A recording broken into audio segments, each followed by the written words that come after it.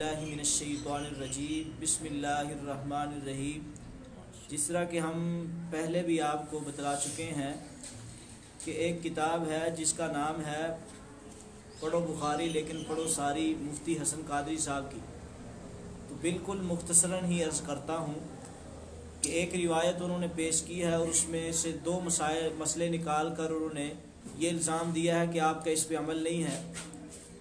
وہ صحیح بخاری کی حدیث نمبر 216 ہے، اور صحیح بخاری کی حدیث نمبر 216 اس کا خلاصہ یہ ہے کہ امام کائنات جناب محمد رسول اللہ صلی اللہ علیہ وآلہ وسلم آقا علیہ الصلوۃ والسلام جو نا رستے میں جا رہے تھے، تو اور رستے میں نبی علیہ الصلوۃ والسلام نے قبریں دیکھی۔ فقال نبی صلی اللہ علیہ وسلم، تو نبی صلی اللہ علیہ وسلم نے فرمایا یعذبانی، ان کو عذاب دیا جا رہا ہے، اور عذاب بھی وما یعذبانی فی کبیر، کسی بڑی چیز کی وجہ سے نہیں دیا جا رہا۔ ثم قال، پھر فرمایا بلا بلکہ کان احدہما لا یستتر من بولہ وکان الآخر یمشی بالنمیمۃ، ایک پیشاب کی چینٹوں سے نہیں بچتا تھا اور دوسرا چغلی کرتا تھا۔ تو ثم دعا بجریدۃ، پھر آقا علیہ الصلوۃ والسلام نے ایک کھجور کا ٹکڑا منگوایا، فکسرہا کسرتین، دو ٹکڑے کیے، فوضع علی کل قبر منہما کسرۃ، اور ہر قبر میں ایک ایک ٹکڑا رکھ دیا۔ تو فقیل لہ یا رسول اللہ، تو نبی صلی اللہ علیہ وسلم سے پوچھا گیا لما فعلت ھذا، یہ کام آقا علیہ السلام آپ نے کیوں کیا؟ قال، آپ نے فرمایا لعلہ، شاید اللہ تعالی ان یخفف عنہما ما لم، یہی بسا شاید کہ اللہ تعالیٰ ان کو عذاب میں تخفیف دے دے۔ اس پر اب مسئلہ کیا ہے، کیا انہوں نے مسئلہ نکالا ہے جس کی ہمیں سمجھ نہیں آتی۔ وہ کہتے ہیں ایک تو مسئلہ یہ ہے کہ آقا علیہ الصلوۃ والسلام نے کھجور کی ٹہنی رکھی ہے، اور دوسرا مسئلہ یہ ہے کہ آقا علیہ السلام رستے سے گزر رہے ہیں، اور آقا علیہ الصلوۃ والسلام کو جس طرح باہر ظاہر کا پتہ ہے، زمین کے نیچے جو کچھ ہو رہا اس کا بھی پتہ ہے، اس لیے تو بتایا امام کائنات نے کہ ان دونوں قبروں میں عذاب ہو رہا ہے، اور پوری تفصیل بتا دی ہے آقا علیہ الصلوۃ والسلام نے۔ تو لہذا اس پر اہل الحدیث اس حدیث کو نہیں مانتے۔ ہم کہتے ہیں بالکل ہم اس حدیث کو مانتے ہیں۔ تو آپ کا یہ اب اس سے اصل میں غلط مسئلہ نکالا گیا ہے کہ پھولوں کی پتیاں قبر پر چڑھانا اور قبر میں چادریں چڑھانا، ان کا جواز نکالنے کی کوشش کی گئی ہے اس حدیث سے۔ تو ہم پہلی بات تو یہ کہنا چاہتے ہیں کہ یہ کام رسول اللہ صلی اللہ علیہ وسلم نے کیا ہے، اور آقا علیہ السلام نے بھی جو کھجور کے یعنی کہ ایک گوشے کو لے کر اس کے ایک ایک ٹکڑا قبروں پہ رکھا ہے آقا، تو پتہ تھا کہ اس کی قبر میں عذاب ہو رہا ہے۔ تو آج کل جو چادریں چڑھائی جاتی ہیں، جو پھول کی پتیاں جو ہیں قبروں پہ چڑھائی جاتی ہیں، تو کیا آپ کو پتہ ہے کہ ان کی قبروں میں عذاب ہو رہا ہے؟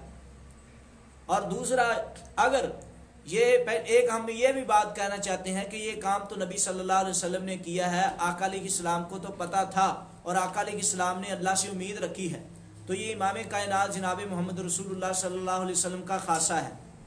بعد میں ابو بکر صدیق رضی اللہ تعالیٰ عنہ سے لے کر آخری صحابی تک کسی صحابی سے ثابت کیجئے کہ انہوں نے کسی کے قبر میں بھی اس طرح کا معاملہ کیا ہو، پھول کی پتیاں چڑھائی ہوں۔ اور باقی رہا چادریں چڑھانے کا، یہاں سے جواز نکالنا امام بخاری کی صحیح بخاری سے، تو یہ تو بالکل اسی طرح ہے کہ جس طرح امام احمد بن حنبل نے کتاب الزہد میں ایک روایت بیان کی ہے، آقا علیہ الصلوۃ والسلام نے ایک آدمی کے بارے میں فرمایا، ایک آدمی مکھی کی وجہ سے جنت میں چلا گیا، ایک مکھی کی وجہ سے جہنم میں چلا گیا۔ رستے میں جا رہے تھے، رستے میں مجاوروں نے روک لیا کہ ہم آپ کو بارڈر پار نہیں کرنے دیں گے، چڑھاوا چڑھاؤ، ان کے پاس پیسے نہیں تھے، ان میں سے کچھ بھی نہیں تھا، انہوں نے کہا ہمارے پاس کچھ نہیں، انہوں نے کہا مکھی چڑھاؤ، تو ایک نے مکھی پکڑ کے مار کے چڑھاوا چڑھا دیا، اور دوسرے نے کیا کیا، دوسرے نے کہا مکھی کو رب نے پیدا کیا، اسی کے نام کا چڑھاوا ہوگا، لہذا میں نہیں چڑھا سکتا۔ تو ہم عرض کرتے ہیں مکھی کا چڑھاوا چڑھانے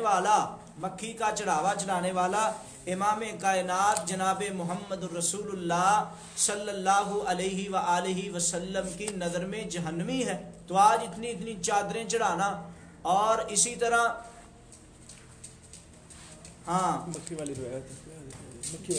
تو مکھی والی روایت بھی اگرچہ ضعیف ہے، لیکن اس کے باوجود ہم یہ بات بھی کہنا چاہتے ہیں کہ آقا علیہ الصلوۃ والسلام سے اور امام کائنات جناب محمد رسول اللہ صلی اللہ علیہ وسلم سے اور قرآن سے یہ بات ثابت ہے کہ قبروں پہ چڑھاوا اور یہ عبادتیں ہیں. آقا علیہ الصلوۃ والسلام کی قبر سب سے اعلیٰ قبر ہے، جبکہ ان کی قبر کے ساتھ یہ معاملہ نہیں کیا گیا. ابو بکر صدیق کی قبر کے ساتھ یہ معاملہ نہیں کیا گیا.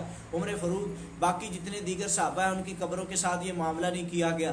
تو لہذا یہ آقا علیہ الصلوۃ والسلام کا خاصہ. دوسرا، یہ امام کائنات کو کیسے پتہ چلا؟ ہم کل بھی بتلا چکے ہیں کہ آقا علیہ السلام کو وحی کے ذریعے پتہ چلا. وما ینطق عن الہوی ان هو الا وحی یوحی. امام کائنات جو ہیں وہ وحی کے بغیر نہیں بولتے، جب بھی بولتے ہیں وحی کے ساتھ بولتے ہیں. علم غیب کی تو نفی ہے.